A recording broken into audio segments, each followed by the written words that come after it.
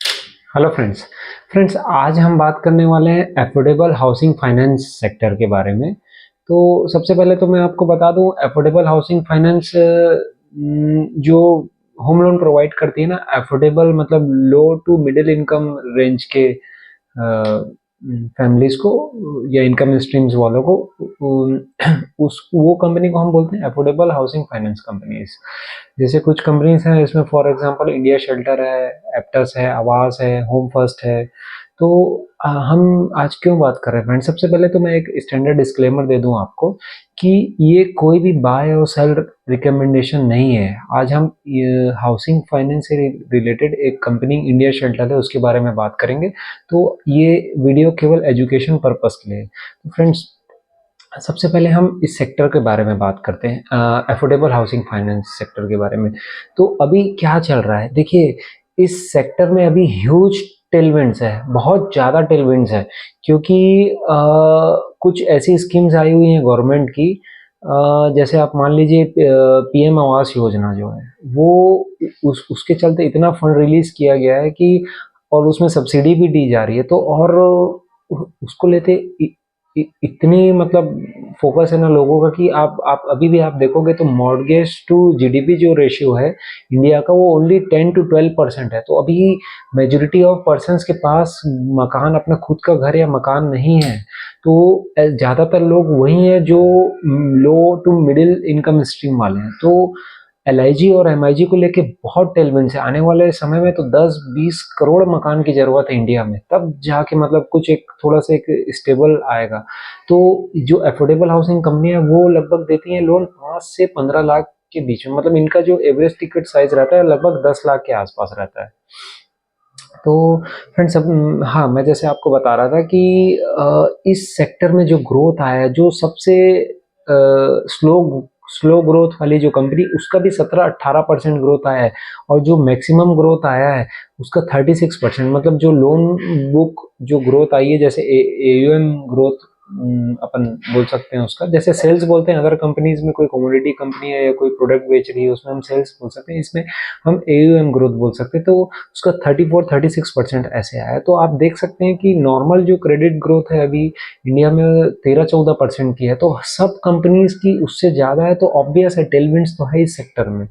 और हमको कहाँ दिमाग लगाना है दोस्तों, हम लोग क्या गलती करते हैं रिसर्च और वो सब करते समय, कि हम एनालिसिस पैरालिसिस करते हैं, एकदम डीप घुस जाते हैं कोई भी चीज के पीछे। हमको ना कॉमन सेंस हम भूल जाते हैं। हमको कॉमन सेंस ज्यादा यूज करना है कि लॉजिकल देखो, ग्रो सब कंपनियां ग्रो कर रही हैं तो ऑलरेडी वहां पैसा बनने वाला है। तो आइए दोस्तों, अब हम, मैं आपको बता रहा था पीएम आवास योजना जो सब्सिडी भी दे रही है, तो बहुत लोग लोन ले रहे हैं अपना मकान में। आप भी देखोगे आसपास सब जगह लगभग पीएम आवास योजना के चलते बहुत कंस्ट्रक्शन भी चल रहा है। और दोस्तों हाँ, जैसे मैं बता रहा था कि ज़्यादातर जो जिनके पास मकान नहीं है, एलआईजी और एमआईजी वाले, लोअर इनकम ग्रुप पे।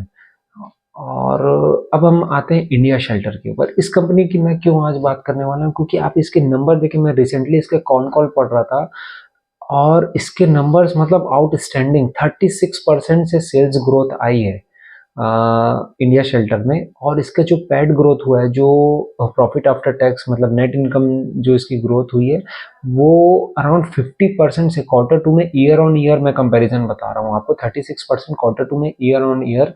और पैड ग्रोथ आई है जो 50% ग्रोथ आई है क्वार्टर टू में ईयर ऑन ईयर। तो ऑपरेटिंग लिवरेज ऑब्वियस है, इन प्ले है। ऑपरेटिंग लिवरेज दोस्तों मैं ये बता दूं, जैसे कोई कंपनी का सेल्स ग्रोथ से ज़्यादा अगर इनकम, नेट इनकम ग्रोथ आती, तो वो मतलब वो उस कंपनी में भी ऑपरेटिंग लीवरेज प्ले कर रहा है। जैसे कि उस कंपनी ने कैपेक्स कर दिया ऑलरेडी, उसने शॉप या दुकान या ब्रांचेस डाल दी, और उसका खर्चा फिक्स्ड है, सेल्स बढ़ रही है, तो ऑब्वियस है प्रॉफिट ग्रोथ ज़्यादा आएगा। उसी को मैं ऑपरेटिंग लीवरेज बोल रहा हूँ। और इसका आप देखोगे आरओई नंबर भी बहुत ज़बरदस्त है, 14.8 और अप्रॉक्स 15% के आसपास आरओई टच कर दिया। आप इसके हिस्टोरिकल डाटा देखोगे तो 2014 का मैं देख रहा था, 2014 में 2.5% के आसपास आरओई था। और ये ट्रेजेक्ट्री है, जो इसका डायरेक्शन है, मतलब हर साल साल दर ये 2021 में अराउंड 10% का आरओई था, और अभी जो है 15% टच कर दिया है 4 साल 5 साल में। तो हमको क्या देखना है फ्रेंड्स, अब आप बोलो कि यार एप्टस और दूसरी कंपनी का 17-18% आ रहा है, तो ऐसा नहीं, हमको ऐसा कंपैरिजन नहीं करना, हमको देखना है कि डायरेक्शन किस तरफ है। मतलब ये कंपनी बेटर, कोई छोटी कंपनी जैसे अभी इसका 7,000 करोड़ का मात्र AUM है, और बजाज हाउसिंग फाइनेंस वगैरह का 1 लाख करोड़ के आसपास का AUM है, और उसका ROE नंबर अगर बेटर है, एप्टस का बेटर है, तो